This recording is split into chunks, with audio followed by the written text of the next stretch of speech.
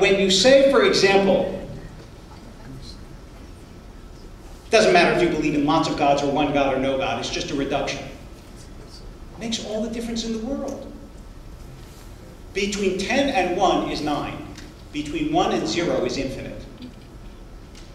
One God is infinitely greater than no gods.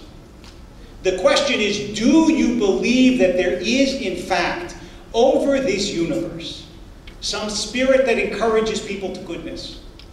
Something with which you can connect.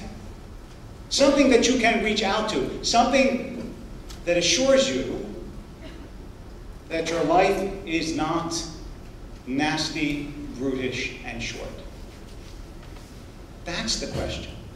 And it is no mistake when Mr. Hitchens asked, can you think of an ethical action that a religious person can do that a non-religious person can't do? I'm going to answer this yet again, because I have answered it before. If you mean, is there an ethical action of which I am physically capable? Can I leap over tall buildings in a single bound? Of course not. And can a religious person or a non-religious person do a terrible thing like cut off a hand? Of course. But I have to tell you, I can give you thousands of examples of things, not only that religious people create that non-religious people wouldn't create, like Donne's sonnets or Handel's Messiah, which wouldn't have been done had they not been religious. But I'll tell you, in my own congregation, there's a family where the father died 3 years ago. Every weekend for 3 years now, people have brought food to that home. Now, if you say to me, they could have done that even if they weren't religious, my answer to you is yes, they could have, but I don't know of anywhere outside of a church, a synagogue, a mosque, where something like that happens over and over and over again. I don't know of anywhere outside of a religious institution where someone puts their hands on their child and blesses them every Friday night. And my father, who passed away in May just a few months ago, if you asked me what was the most precious memory I have of my father, it was his putting his hands on my head every Friday night and blessing me. And had he not been religious, he wouldn't have done it. Now, could he have done it? Could he have put his hands on my head and say, in the name of no God, I bless you? Absolutely. But he wouldn't have. Religion encourages people to certain specific actions in this world, and many of them, most of them, are actions of goodness. There are thousands, millions of people all over this country and all over this world who feed people, who take care of people, who bring water to villages, who organize people. And they do it because they think God called them to do it. That's why they do it. They do it because they think this is the kind of life that you're supposed to lead if, in fact, you're leading the life that God intends for you. That is not nothing. And it's not foolish, and it's not wicked. And it's actually not even an appropriate object for scorn. It's serious people doing what they believe is good in their lives because they think they are something more than an accident of ancient chemistry, because they think, foolish people, that they are in the image of God. And if you say to them, what does it mean that you're in the image of God? Some of them might be so simple-minded as to say it means that God looks like me. But most of them will understand that you're making a metaphysical statement about the part of you that I cannot point to, about the part of you that isn't a component of your DNA, about the part of you that is your spiritual structure. I'm just going to close with this because I got the 1-minute warning. To some extent, this is an argument. But to some extent, and you know this, it's not an argument. It's about the way you see the world. And the way you see the world doesn't pivot on a point. It's not, I never thought of that knockdown, drag out.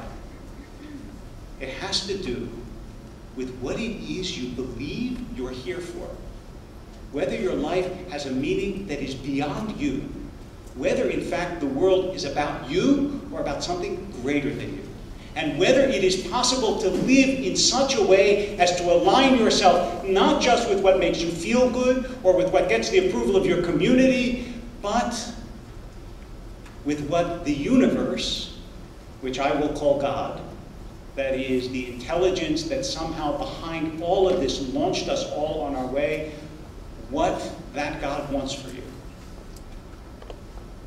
I hope to describe that more, but I hope you also understand that there is something deeper at stake here than whether a clever point has been made or whether a laugh has been scored.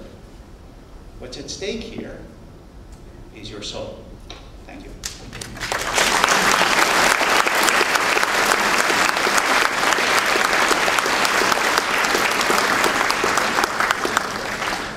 Well, it was probably about time to introduce a distinction that I promised you earlier, the separation of the idea of God and religion. You can be a deist, as, for example, men like Thomas Paine and Thomas Jefferson, the great men of the Enlightenment, were, and argue from the apparent design and order and harmony of the universe that there must be, or must have once been a creator. That's a form of belief in God, but it's not religion. To be religious, you have all your work still ahead of you. You have to be able to show that that creator knows who you are, cares what you eat, cares who you sleep with, and in what position, cares who wins which war, answers prayers. You notice nothing from the man of God on these points at all. He's a very weak deist and quite a good moral philosopher. But of religion and God, what did you hear except that God is the universe? Well, that's the other default position. It was actually held by the greatest Jewish thinker of all time, Baruch, later Benedict Spinoza. A pantheist. He said God is everywhere, God is everything, but there's no such thing as a personal God. No one is supernaturally guiding you. Like evolution doesn't know you're here. And if you start to demand the intervention of God, you see, or to desire it, then you'll start to demand it. The very next thing you'll do is for your own cult, for your own group, for your own religion. I deliberately didn't specify the innumerable atrocities and crimes and miseries that are specific to religion, that have afflicted us down the centuries. I just let you think of them, and you all did, and I won't labor them again. But I knew we would have most of the rabbi's time taken up with good works done by religious people. An absolutely irrelevant point. I mean, if I'm arguing with a Mormon and saying to them, the idea that Joseph Smith, not far from here, found gold plates dictated by God, and was led to them by a salamander, and therefore was allowed plural marriage, incest, and land theft. Are you kidding me? This is a sick cult. A crazy, obvious fraud that you can look up in the archives of the local newspapers of New York State. You can see the trick being pulled. The Mormon will say, I know what's coming right away. You should see our missionaries in action in Colombia. We send out young people to do good works in the Andes, in the Himalayas, in the Savannah. No doubt they do. And is their motive just to help? Or is it maybe to make more Mormons and to spread the book? Have you tried it, by the way? Has anyone ever tried Book of Mormon? You know what Mark Twain said about it? Chloroform in print.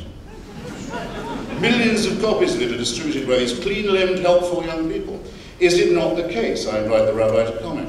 Why does Hamas justify its theological and theocratic tyranny in Gaza? Because it's the only provider of welfare and social services, which it is, all over Africa, there are millions of Catholics working every day to make more Catholics.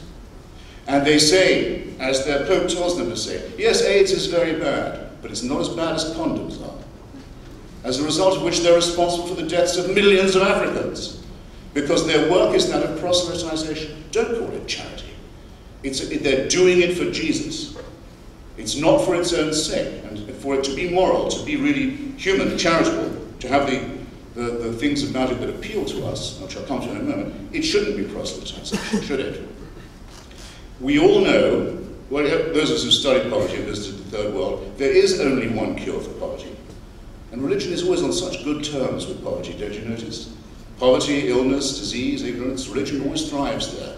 They have a sort of partnership with it. It's always their fallback position. For a good reason. The two things feed on each other. There's only one thing that cures poverty, whether it's Bangladesh or Bolivia. It's the empowerment of women. It's the only known cure. If you give women control over their reproductive cycle, take them off the animal cycle that forces them to bear children, and doesn't allow them any say in the size of their family, because they have to breed children to replace the ones who are going to die of the filth and the poverty and the disease that the priests have brought in their train. If you take them off that cycle, go back to that village in 5 years, the floor of material well-being and education will already have improved. Throw in a handful of seeds and a bit of